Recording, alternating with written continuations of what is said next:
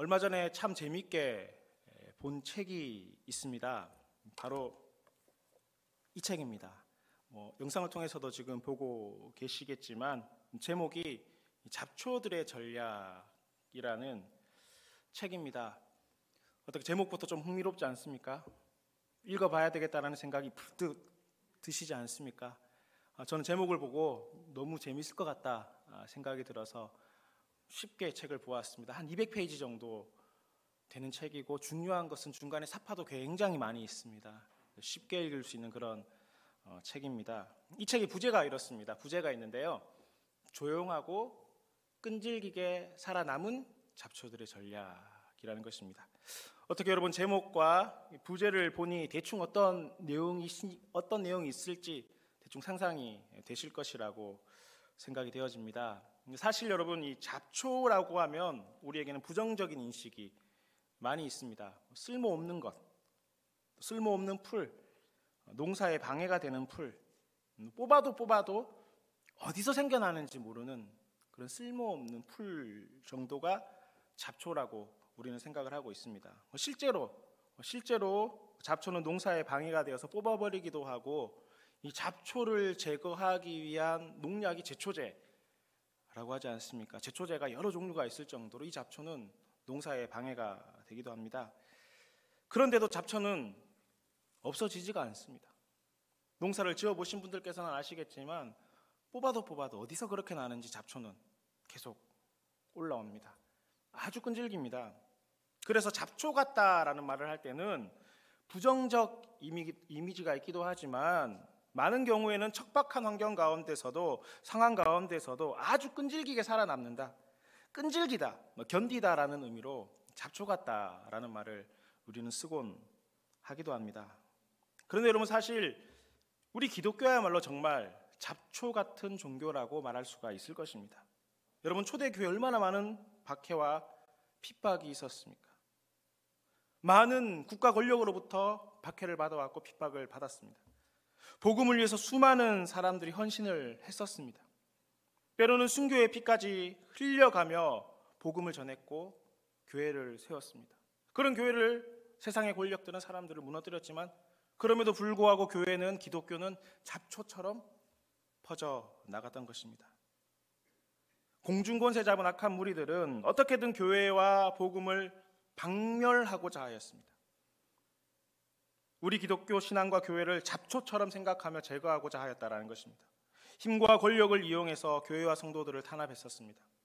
문학과 과학과 이성이라는 이름으로 신앙과 믿음을 깔아 뭉개었습니다. 우리나라의 복음이 증거되어졌을 때도 마찬가지였습니다. 국가의 권력은 기독교 신학을 탄압했었습니다. 당시 문화와 관습은 기독교에 대해서 이단, 페루나로 낙인 찍어 그들을 정죄하였고 사회로부터 분리시켰던 것입니다. 그러므로 우리 기독교는, 특별히 한국 기독교는 잡초처럼 살아남아 성장했습니다. 오히려 더욱 번성하고 성장하였다라는 것입니다. 그래서 2010년대 초반 우리나라의 개신교 인구는 전체 인구의 22%나 될 정도였습니다. 22% 엄청난 수치입니다. 하지만 여러분 이것은 옛날 이야기가 되어버렸습니다. 최근 한 조사에 따르면 2023년 우리 개신교의 비율은 15%라고 합니다. 2004년, 2012년 이때가 약 한 22% 정도 되는 전체 인구의 22% 정도 되는 비율이었지만 불과 10년 사이에 7%라는 퍼센테이지가 빠져버린 것입니다. 숫자로 따진다면 300만 명 정도가 줄어든 것입니다. 엄청난 숫자들. 10명, 20명, 1000명이 아니고 300만 명이다 보니 아마 우리 머릿속에 잘 상상이 되어지지 않는 숫자이지만 엄청난 숫자가 빠져버린 것입니다. 숫자만 줄어든 것이 아니었습니다. 신앙의 질적인 부분도 약해졌습니다. 여러분 보시는 표는 이 가나안 성도에 대한 비율에 대한 그 퍼센테이지입니다. 가나안 성도, 여러분 무슨 뜻인지 알고 있죠? 안 나가, 교회 안 나가 성도입니다. 종교란에 기독교라고 적기는 하지만 교회를 출석하지 않는 성도를 가나안 성도라고 이야기합니다. 실제로 교회는 출석하지 않지만 그렇지만 그럼에도 불구하고 나는 기독교라고 표기하는 그 인구가 2023년 기준 30%가 되었다라는 것입니다. 2012년 그 인구가 10%였는데 2023년 30%의 정도의 숫자로 증가해버린 것입니다. 그러니 종합해 본다면 오늘날 우리 한국 기독교는 숫자적으로도 줄어들었을 뿐만 아니라 믿음의 깊이도 떨어졌다라고 진단할 수가 있을 것입니다. 그런데 성도의 숫자가 줄어드는 것보다 또 믿음의 깊이가 떨어지는 것보다 더 큰 문제가 있습니다. 바로 다음 세대가 크게 줄었다라는 것입니다. 이 표를 여러분 한번 보시죠. 이 표는 연령별 기독교인의 비율을 나타낸 지표입니다. 2017년과 2023년을 비교하였습니다.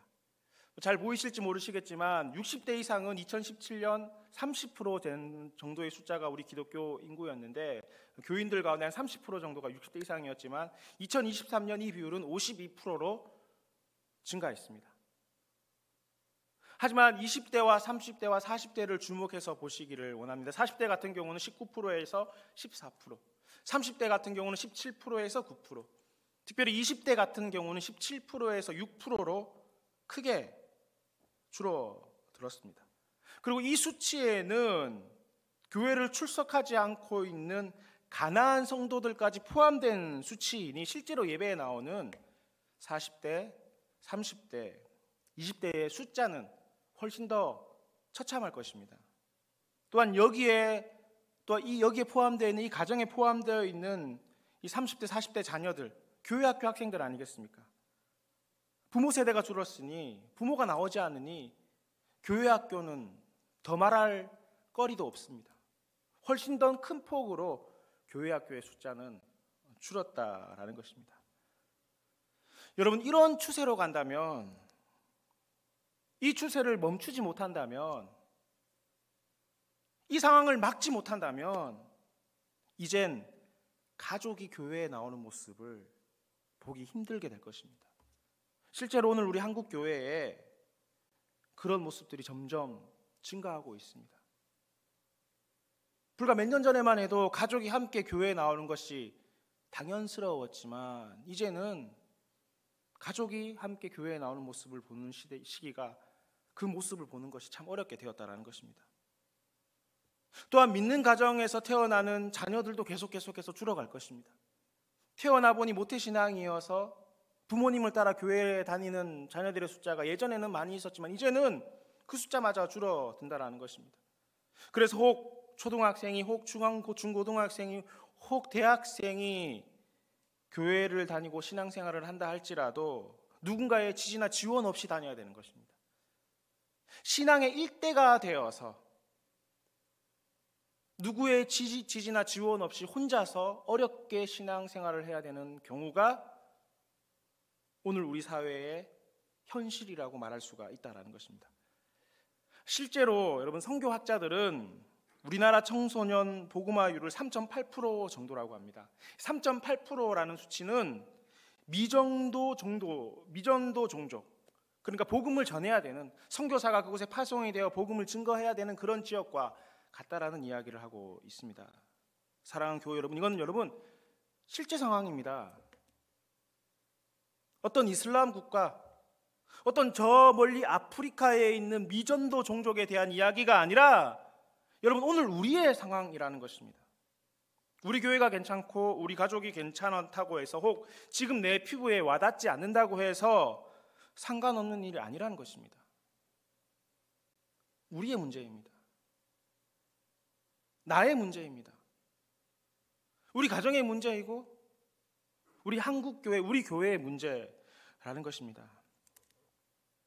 단언컨대 말씀드릴 수 있는 것은 이대로 간다면, 지금 이 상태를 멈추지 못한다면 우리 자녀들은, 우리 손주들은 천국에 가기보다 지옥에 갈 가능성이 훨씬 더 많이 높아진다는 것입니다. 여러분, 그래도 괜찮으시겠습니까? 여러분들의 자녀가, 또 여러분들의 자녀의 그 가정 가운데 있는 손주, 손녀들이 지옥불에 던져줘도 괜찮으시겠습니까? 그러므로 여러분, 오늘 우리에게는 전략이 필요합니다. 신앙을 어떻게 전수할 것인가, 이 신앙 전수의 전략이 필요하다라는 것입니다. 물론 주님의 인도하심과 도우심이 절대적으로 필요합니다. 이를 위해서 기도해야 합니다. 또 하나님께서 택하여 주시고 은혜를 베풀어 주셔야 합니다. 여러분, 그렇다고 해서 우리는 가만히 있으면 되는 것입니까? 가만히 있으면 하나님께서 다 해결해 주시고 은혜를 베풀어 주시고 택하여 주시고 믿게 해 주시는 것입니까? 그것은 아닙니다. 기억해야 될 것은 하나님께서는 하나님의 일들을 행하실 때 하나님의 사람들과 함께 이 일들을 행하셨습니다. 에덴 동산을 만드셨지만 에덴 동산을 경작하고 지키게 한 것은 아담과 하와를 통해서 그 일을 감당하게 하셨습니다. 노아의 홍수 때, 홍수 심판의 때에 하나님께서는 물로 심판을 하셨지만 노아를 통해서 구원의 길을 열어주시고 방주를 만들게 하셨습니다. 하나님께서는 아브라함을 통해서 약속을 베풀어 주셨습니다. 하지만 그 약속을 이룬 사람은 그들의 많은 가족들, 후손들, 특별히 다윗을 사용하셔서 이 일들을 이루시지 않으셨습니까? 12제자를 세우셔서 복음을 전하셨습니다. 초대교회 믿음의 사람들을 통해서 복음을 전하게 하시고 교회를 세우셨습니다. 그러므로 여러분, 오늘 우리도 신앙 전수를 위한 전략이 우리에게 필요합니다. 이 일에 앞장서야 합니다. 앞장서고 동조하는 것을 넘어서 여러분, 사력을 다해야 합니다. 목숨을 다해야 된다는 것입니다. 그냥 흘려들으시면 안 되는 말입니다. 지금 이대로 간다면 여러분, 희망이 없는 것입니다. 우리 자녀들, 우리 손주들은 지옥 가는 것입니다. 사력을 다해서 이걸 막아야 될 것이고 이를 위해서 어떠한 일이든 우리는 감당해야 된다라는 것입니다. 앞서 말씀드린 이 잡초들의 전략이라는 책을 보면 잡초들이 살아남기 위한 여러 전략들을 소개하고 있습니다. 대부분의 잡초들은 언제 밟힐지, 언제 뽑혀나갈지 모르는 혹독한 환경 가운데 살아가고 있습니다. 그럼에도 잡초는 계속해서 번장하고 성식합니다. 왜냐하면 그들은 나름대로 살아남기 나름의 전략을 가지고 있기 때문에 그렇다라는 것입니다. 어떤 잡초들은 불안한 또 불안전한 환경을 역이용하는 것입니다. 또 어떤 잡초들은 윈윈 전략을 통해서 서로의 상생을 통해서 살아나가는 방법을 택합니다. 또 어떤 잡초들은 유연하게 변화함으로 말미암아 또 이런 변화의 기술들로 말미암아 이런 전략들로 통해서 조용하고 아주 끈질기게 살아남는다라는 것입니다. 이렇게 방법은 다르지만 이들의 생존의 절대 목표는 하나입니다. 이들이 생존하는 절대 목표는 오직 하나인데 그것은 바로 씨앗을 남기는 것입니다. 잡초들이 여러 방법을 통해서 살아남고 있는데 그 방법의 핵심은 씨앗을 남기는 것. 이 일에 전부를 건다라는 것입니다. 이를 위해서 잡초 자신이 찢겨지고 갈려나가고 짐승의 먹이가 되어도 상관이 없다라는 것입니다. 오히려 그것을 역이용해서 씨앗을 남기는 것이 잡초인 것입니다. 이것이 잡초들의 전략이고 하나님께서 만드신 창조의 섭리였던 것입니다. 교우 여러분, 오늘 우리도 어떤 우리의 최종 전략도 잡초들의 목표와 비슷하다고 볼 수가 있을 것입니다. 잡초들이 씨앗을 남기듯 모든 기독교인, 모든 그리스도인들의 최종 전략도 동일합니다. 복음을 뿌리는 것입니다. 복음의 씨앗을 뿌리는 것입니다. 그 씨앗을 뿌리고 열매 맺게 하는 것입니다. 다음 세대를 준비시키고 양육시켜 나가는 것입니다. 여러분, 이것은 어떤 특정한 사람들에게 주어진 일이 아니라 모든 그리스도인들에게 주어진 최종 사명이고 핵심 과업이라는 것입니다. 지난날 우리 한국교회가 이렇게 성장할 수 있었던 이유가 무엇입니까? 믿음의 1세대들이 처음 복음을 받아들였던 그들이 복음의 말씀을 다음 세대에 잘 전했기 때문 아니겠습니까? 자신들의 자녀에게 복음의 씨앗을 뿌렸습니다. 가르쳤습니다. 공부보다, 세상적인 성공보다, 물질을 얻는 것보다 하나님의 말씀을 전했고 예배의 귀중함을 가르쳤고 기도를 자녀들에게 가르쳐서 신앙의 유산을 남겼기 때문에, 믿음의 씨앗을 뿌렸기 때문에 그 열매가 오늘 우리들 아니겠습니까? 사실 오늘 저와 여러분 모두는 믿음의 1세대들이, 믿음의 초창기 세대들이 뿌린 그 신앙의 열매를 먹고 자랐다고 해도 과언이 아닐 것입니다. 오늘 본문에 나오는 모세의 이야기를 주목해서 보시기 원합니다. 당시 모세는 출애굽의 긴 여정의 막바지 가운데 있었습니다. 가나안 땅을 저 멀리 바라보긴 했습니다. 하지만 들어갈 수는 없는 상황이었습니다. 저 멀리 눈에 가나안 땅이 보이기는 했지만 전 인생을 통해서 목표했던 일이 지금 눈앞에 나타나 있었지만 하나님께서는 모세에게 너는 여기까지라고 말씀하셨습니다. 너는 들어갈 수 없다 말씀하셨던 것입니다. 이런 상황 가운데 모세가 이스라엘 백성들에게 한 설교가 신명기 말씀입니다. 그리고 이 신명기서 말씀 가운데서도 가장 핵심과 또 주제의 말씀이 바로 오늘 본문의 6장 말씀이라고 할 수가 있을 것입니다. 오늘 예배 가운데 우리가 1절부터 3절까지의 말씀만 보았습니다만은 6장 말씀 전체는 1절과 또 3절까지의 말씀과 비슷하다고 또 볼 수가 있을 것입니다. 1절부터 3절까지의 말씀을 요약해서 말씀드리자면 여호와 하나님의 명령과 규례와 법도를 듣고 지키라는 것입니다. 하나님의 말씀을 듣고 지켜야 된다는 것입니다. 그리하면 내 날이 장구할 것이다, 오래 살 것이다 말씀하셨습니다. 젖과 꿀이 흐르는 땅에서 번성할 것이다 말씀하셨습니다. 하나님의 명령과 규례와 법도를 듣고 지키면 복을 받을 것이다 라는 것이 오늘 1절부터 3절까지의 말씀의 요약이라고 말씀드릴 수가 있고 신명기 6장 전체의 어떤 주제라고 말할 수가 있을 것입니다. 그런데 여러분 생각해 보면 40년 광야 생활 가운데 모세의 머릿속에는 가나안 땅에 들어갔을 때 어떻게 해야 할지 수많은 비전과 꿈이 있었지 않겠습니까? 얼마나 많은 계획들이 그의 머릿속에 있었겠습니까? 가나안 땅에 들어가면 이렇게 해야지, 가나안 땅에 들어가면 저렇게 해야지. 수많은 비전과 청사진들이 이 모세의 머릿속에 가득했을 것입니다. 어쩌면 모세는 머릿속에서 무엇부터 해야 할까 수많은 생각들을 그의 머릿속에서 구상하고 있었을지도 모르겠습니다. 그런데 막상 하나님께서 가나안 땅에 들어갈 수 없다라고 했을 때 모세가 이스라엘 백성들에게 하고자 했던 핵심 메시지는 바로 이것이었습니다. 하나님의 명령과 규례와 법도를 듣고 행하라는 것이었습니다. 왜냐하면 이스라엘 백성들이 가나안 땅에 정착하게 되면 이스라엘 백성들이 가장 먼저 무너질 것만 같은 부분이 바로 이 부분이라고 생각했던 것 같습니다. 지금이야 광야에서 매일마다 만나와 메추라기를 먹고 있는 것이었습니다. 불기둥과 구름기둥의 모습들을 통해서 하나님의 인도하심을 경험하고 있었습니다. 하나님의 명령을 듣고 규례와 법도를 지키는 것을 당연하게 생각했었습니다.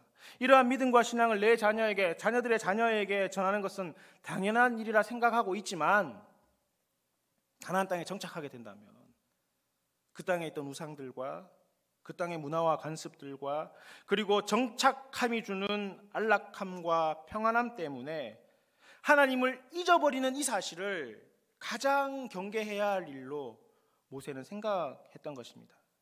그러니 가나안 땅에 정착하는 이스라엘 백성들이 가장 명심해야 할 일은 여호와 하나님의 명령과 규례와 법도를 듣고 행하는 것이었습니다. 이것보다 더 중요한 것이 없으며 이것이 이스라엘 백성들이 살아갈 수 있는 생존 전략의 핵심이라고 모세는 보았던 것입니다. 하지만 여러분, 이 얼마 시간이 흐른 뒤에 모세의 염려는 현실이 되어버렸습니다. 이스라엘은 어려움에 처하게 되었습니다. 물론 그들이 처한 어려움은 정치, 군사, 경제적인 것이기도 하였지만 그 핵심에는 여호와 하나님의 명령과 규례와 법도를 듣지 않았기 때문이며 들어도 행하지 않았기 때문이었던 것입니다. 더욱이 이 문제는 당대에 일어나지 않았던 것이 더 큰 문제였습니다. 만약에 이 문제가 당대에 일어났다면 그들 스스로 어떻게 해결하고자 했을 것이겠지만 이 영적인 데미지는 세대를 거듭하면 거듭할수록 영적 데미지가 배가 되었습니다.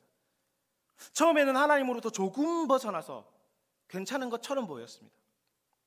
하지만 그 다음 세대는 하나님에게서 좀 더 벗어나서 문제가 발생하게 되었고 그 다음 세대에서는 하나님을 잊어버리는 다른 세대가 되는 엄청난 아픔이 이스라엘 백성들 가운데 찾아왔던 것입니다. 그러니 당대에는 몰랐습니다. 괜찮을 것이라 생각했던 것입니다. 이 사실에 대해서 심각하게 받아들이지 않았습니다. 신앙과 믿음을 지키는 일보다 다른 일에 더 몰두했던 것입니다.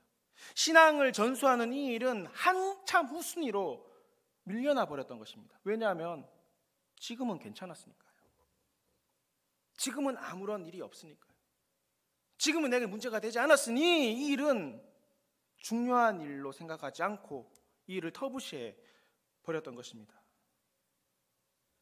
사랑하는 교회 여러분, 이 시간 우리 스스로에게 한번 물어보실 수 있었으면 좋겠습니다.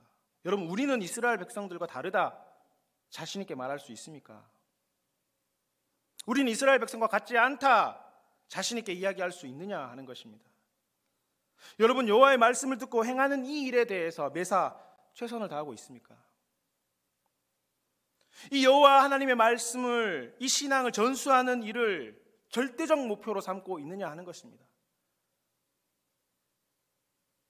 여러분, 요즘 젊은 사람들 사이에 밸런스 게임이라는 게임이 유행을 하더라고요. 비슷한 것들과 비교하면서 어떤 것들 선택하냐, 이런 게임들이 유행을 하던데, 여러분 만약 선택을 하신다면 어떤 것을 선택하시겠습니까? 내 자녀가 예수님을 믿는 것, 내 자녀가 세상적인 선곡을 하는 것, 무엇을 선택하시겠습니까? 둘 중에 하나만 선택해야 된다면 어디에 더 큰 목표를 두시겠냐 하는 것입니다. 여러분, 신앙을 전수하는 이 일에 우리가 전심전력하지 않는다면 우리의 믿음과 신앙은 우리 세대에서 끝나버릴 수도 있습니다. 우리 자녀들의 세대, 우리 다음 세대는 다른 세대가 되어 지옥불에 던져줄 수 있다는 것입니다. 여러분, 과장된 이야기가 아닙니다. 실제가 그렇습니다. 여러분, 이거 실제 상황이라는 것입니다. 여러분, 우리 자녀들의 미래, 우리나라의 미래는 정치인의 손에 달려있는 것이 아닙니다. 한국 정치에 대해서 이런저런 많은 이야기를 합니다. 문제가 있는 부분들이 있겠죠. 하지만 여러분, 확실한 것은 우리 자녀의 미래, 우리나라의 미래는 정치인들의 손에 달려있는 것이 아닙니다. 여러분, 우리 자녀들의 미래는 주변 정세에 달려있는 것도 아닙니다. 정치 중요하죠. 주변 정세 중요합니다. 외교 중요합니다. 하지만 우리 자녀, 우리나라의 미래는 우리 자녀들이 그리스도인으로 살아가느냐, 그렇지 않냐에 달려있다는 사실을 믿으시기 바랍니다. 모세는 이 신앙을 전수하는 일이야말로 이 가나안 땅을 정복하고 그 땅을 어떻게 나누는 것보다, 어떻게 군사들을 훈련시켜서 그 땅을 정복하는 것보다, 어떻게 나라를 정비하는 일보다, 그 모든 일보다 가장 핵심되고 중요한 과업으로 모세는 생각했던 것입니다. 그래서 특별히 여호와 하나님의 명령과 규례와 법도를 듣고 행할 대상에 대해서 2절 말씀에서는 이렇게 이야기를 하고 있습니다. 너와 내 아들과 내 손자들이, 3대를 통해서 하나님께서는 모세에게 말씀하셨고, 모세는 이 이야기를 하고 있습니다. 너와 내 아들과 내 손자가 말씀을 들어야 된다는 것입니다. 그렇게 믿어야 된다는 것입니다. 너만 들어서는 안 된다는 것입니다. 너와 내 아들만 들어서도 안 된다는 것입니다. 너와 내 아들과 내 손자와 그 자손들까지 계속해서 하나님의 말씀을 듣는 일을 해야 하는 것이고, 그 말씀을 듣고 행해야지만이 이스라엘의 미래가 있다는 것입니다. 이스라엘이 가나안 땅에서 살아날 수 있다는 것입니다. 장구할 수 있다는 것입니다. 하나님의 은혜를 받을 수 있다는 것이었습니다. 자, 그럼 여러분 보십시오. 너와 내 아들과 손자, 여러분 이 셋 중에 누가 제일 책임이 크겠습니까? 누구의 책임이 제일 막중하겠습니까? 그렇습니다. 우리에게 제일 큰 책임감이 주어졌다는 것입니다. 나에게 가장 큰 막중한 임무가 주어졌다는 것입니다. 저와 여러분은 여호와의 명령과 규례를 듣고 지키기도 하여야 하지만, 이건 지극히 당연한 일이지만, 이것을 우리 자녀들에게, 우리 손주들에게 하나님의 말씀을 듣게 해야 할 의무가 우리에게 주어진 것입니다. 들려주는 것을 넘어서 그들이 듣게 해야 된다는 것입니다. 듣게 할 뿐만 아니라 행하게 해야 할 의무도 오늘 우리에게 주어졌다는 것입니다. 간혹 어떤 분들은 이야기합니다.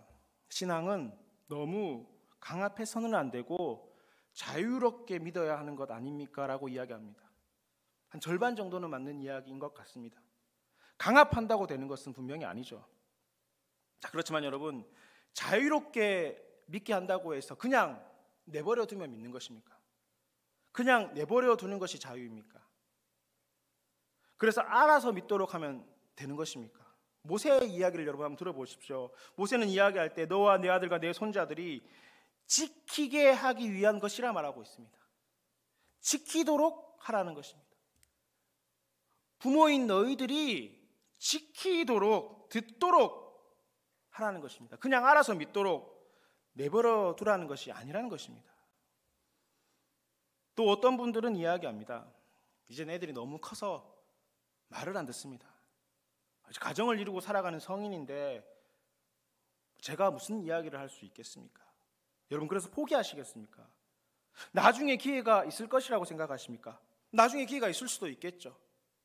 하지만 혹 기회가 없다면요, 그때는 어떻게 하시겠습니까?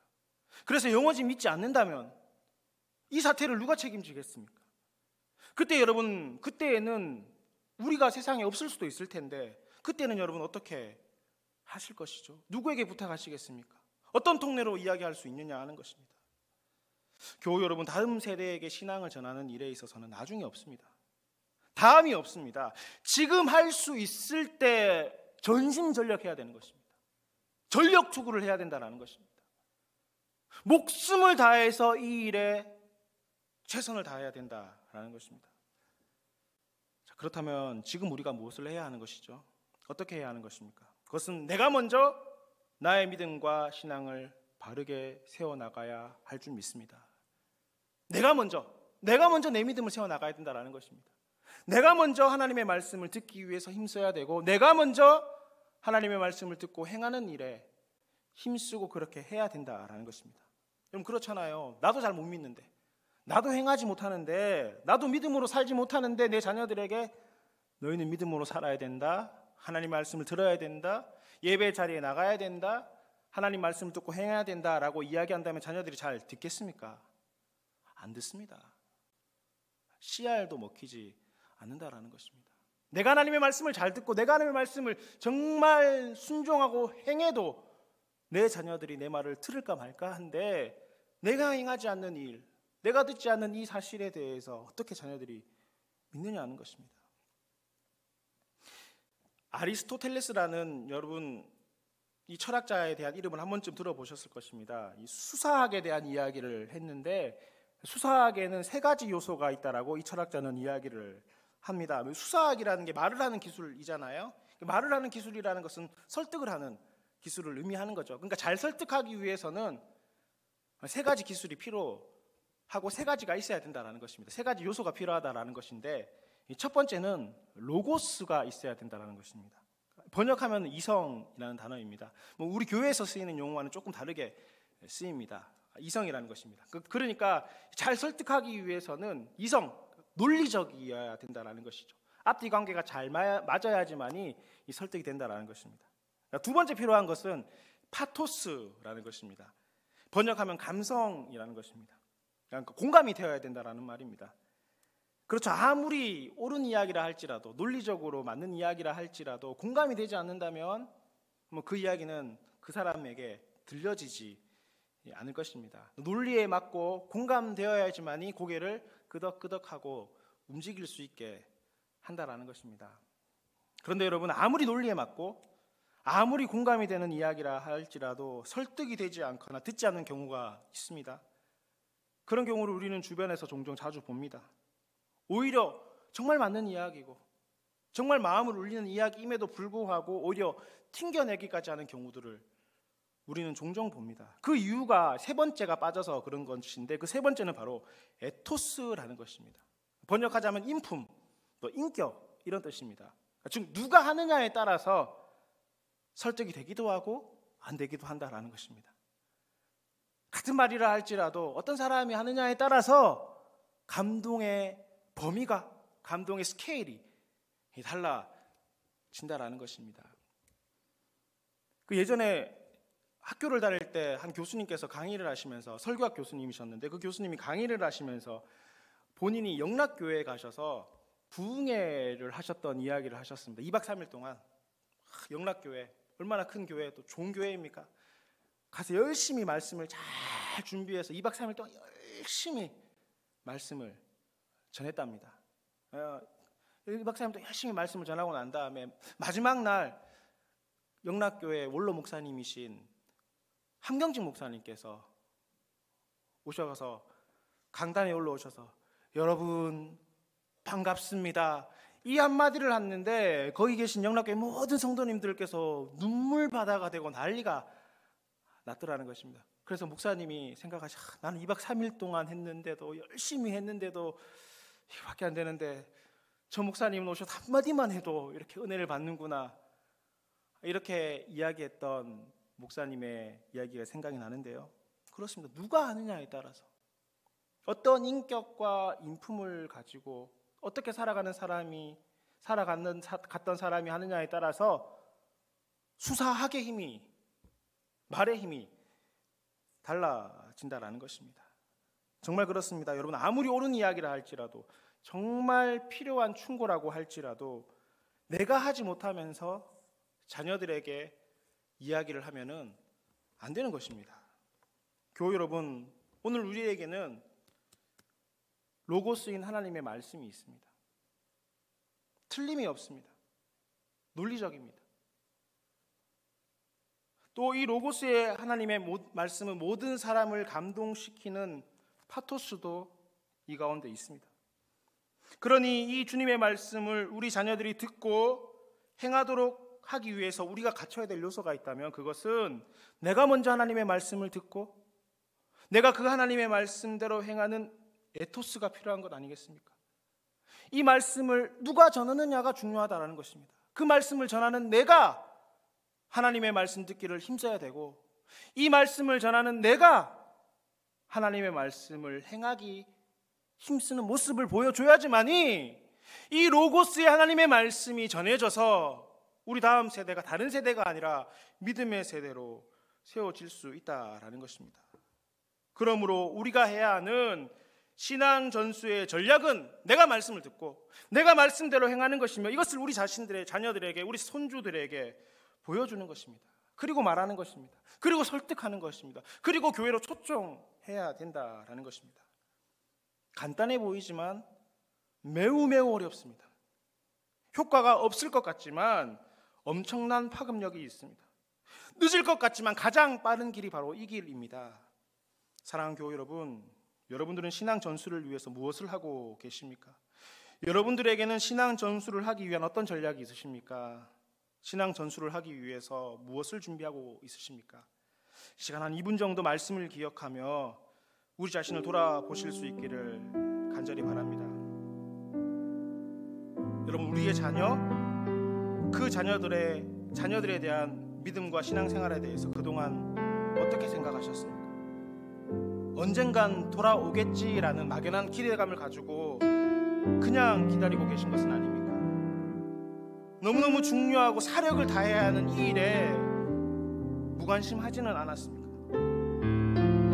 여러분, 다른 길은 없습니다. 먼저 내가 하나님의 말씀을 듣기 힘써야 합니다. 예배의 자리를 사모하셔서 예배의 자리에 어떻게든 나가는 모습을 보여줘야 되는 것입니다. 듣고만 끝나는 것이 아니라 내가 먼저 그 말씀을 듣고 순종하는 모습을 내 자녀들에게, 내 손주들에게 보여줘야 합니다. 여러분, 여기에 목숨을 걸어야 하는 것입니다. 이것이 내가 살 길이고 우리 자녀가 살 길이고 우리 손주들이 살 길이라는 것입니다. 생명이 여기에 달려있다고 생각해야 합니다. 사력을 다해야 합니다. 여러분, 골든타임이 얼마 남지 않았습니다. 이 시간 기도하실 때 주님, 어리석은 저희들을 용서하여 주시옵소서. 내가 먼저 주의 말씀을 듣게 도와주시옵소서. 들은 그 말씀을 행하게 하여 주시옵소서. 주의 말씀을 사력을 다해서 지키겠습니다. 주님, 우리와 함께 하여 주시옵소서. 우리 다음 세대를 위해서, 우리 신앙 전수를 위해서 주님의 이름을 한번 크게 부르고 함께 기도하시겠습니다. 주여, 주님, 어리석은 저희들을 용서하여 주시옵소서. 지금 괜찮다고 해서 하나님 아버지, 신앙 전수하는 이 일을 하나님 우리는 터부시하진 않았습니까? 주님, 용서하여 주시옵소서. 너무너무 중요한 일이고 너무너무 필요한 일이고 우리 모든 기독교인들의 핵심 사역임에도 불구하고 주님, 이 문제를 삶의 문제에 겉이편에 놓고 제대로 기도하지 못하고 살았던 저희들을 용서하여 주시옵소서. 주의 크신 은혜와 한량없으신 능력들을 저희 삶 가운데 베풀어 주시기를 간절히 원합니다. 하나님이 로고스의 말씀을 하나님 우리가 증거할 때에 우리가 먼저 하나님의 말씀을 듣기 힘쓰게 도와주옵시고 우리가 먼저 하나님의 말씀을 행할 수 있도록 주님 은혜를 베풀어 주옵시며 이런 우리로 말미암아 주의 복음을 증거하기에 부족함이 없게 도와주시옵소서. 한낱 잡초들도 자신들의 전략을 가지고 살아간다면 오늘 우리에게도 신앙 전술을 위한 전략을 허락하여 주시고 하나님 우리에게 주신 이 믿음의 전략을 가지고 우리 다음 세대의 믿음 증거하게 도와주시옵소서. 다음 세대를 세워나갈 수 있도록 주님 도와주시옵소서. 다음 세대를 준비시킬 수 있게 도와주옵시며 양육 공동체로 세워나갈 수 있는 은혜와 능력을 주님 저희 가운데 베풀어 주시옵소서. 하나님 이 사실을 멀리 있는 일로 보지 않기를 원합니다. 너무너무 중요한 일이고 이 실제 상황인 이 사실에 대해서 하나님 갈급함을 가지고 하나님 앞 다급함을 가지고 주님 앞에 기도할 수 있게 도와주시옵소서. 투자로 끝나는 것이 아니라 목숨을 다해 이 일에 대해서 책임감을 가지고 하나님 일할 수 있게 도와주옵시고 하나님 우리의 생명을 다해 하나님의 말씀을 듣게 하시며 주의 말씀에 순종하기 힘쓰는 저희 모두가 될 수 있도록 주님 도우시고 주님 은혜를 베풀어 주시옵소서. 주님 어리석고 부족한 저희들을 긍휼히 여겨 주시옵소서. 우리에게 가장 중요한 것은 내가 하나님의 말씀을 듣고 그 말씀을 지킬 뿐만 아니라 내 아들에게도 내 손자에게도 주님의 명령과 규례와 법도를 들려주며 지키게 해야 하는 일임에도 지금은 괜찮아 보인다고 아직은 시간이 있다는 핑계로 혹은 어떻게 할 수 없다는 자포자기의 심정으로 주님의 거룩한 요청을 외면하였습니다. 주님 우리에게는 로고스의 말씀을 주셨고 주님의 이 거룩한 말씀은 세상의 모든 사람을 공감시키는 말씀임에도 이 주님의 말씀을 전하는 저희가 듣지 않고 행하지 않으므로 세상 사람들을 우리의 자녀들을 감동시키지 못하였습니다. 주님 우리에게 또한 우리 자녀들에게 손주들에게 신앙을 전수하는 이 일은 너무나 중요하며 지금 하지 않으면 안 되는 다급한 일임을 기억하게 하시고 저희가 먼저 하나님의 말씀 듣게 하여 주시옵소서. 저희가 먼저 하나님의 명령과 규례와 법들을 행하기에 힘쓸 수 있도록 주님 역사하여 주시옵소서. 그리하여 원래 우리 교회의 표처럼 하나님의 나라를 위하여 다음 세대를 준비시키는 양육 공동체가 되기에 부족함이 없도록 저희와 저희의 가정과 우리 대치동 교회를 사용하여 주시옵소서. 귀하신 우리 주 예수 그리스도 이름으로 기도드리옵나이다. 아멘.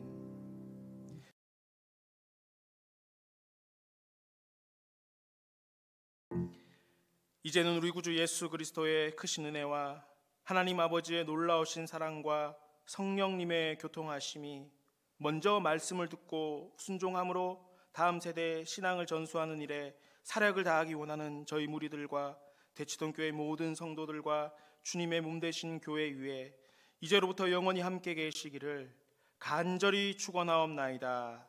아멘.